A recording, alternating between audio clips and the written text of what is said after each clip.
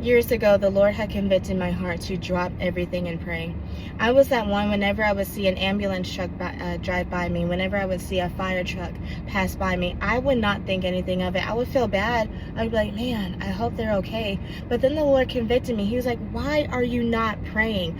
Why are you not dropping what you're doing, dropping your agenda, and praying on that person or that family or those people's behalf? Why are your lips silent? Why are you not praying? And I remember he had put myself in that person's shoes. If I was in that ambulance, if I was on an oxygen tank, if I was in emergency care, and if the Lord had allowed for that siren to ring in the ears of the believers, how many believers would I want to pray and intercede on my behalf, whether I know them or not? And I remember the Lord telling me, you ought to pray every time you hear the sirens, every time you see the red and blue lights, every time, because you have no idea the measures that I will take, how my outstretched arm will be so mighty on that person's behalf because of your faith and your obedience. And don't do it because you think I'm going to give you the results every time. You may not know the results. You may not know if anything will ever happen when you drop everything and pray, but you have to trust me that I will do what I said that I'm going to do.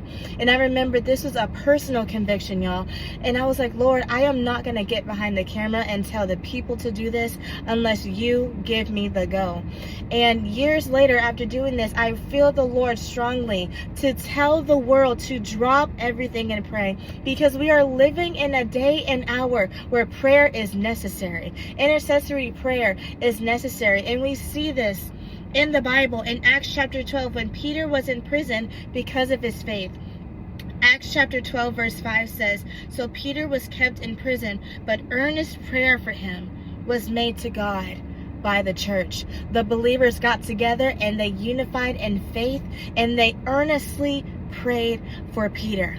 And I started thinking, man, how massive would the move of God be when every time the believers hear sirens, the all of a sudden resurrections from people. They were pronounced dead, but all of a sudden they're breathing the breath of life again. All of a sudden, people who are in tragic car accidents leave without a scar on their body.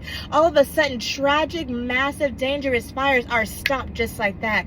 And the firefighters have no answer to it. The doctors are witnessing miracles and they don't have an answer for it. Imagine the exceedingly, the abundantly that can happen when the believers drop everything and pray.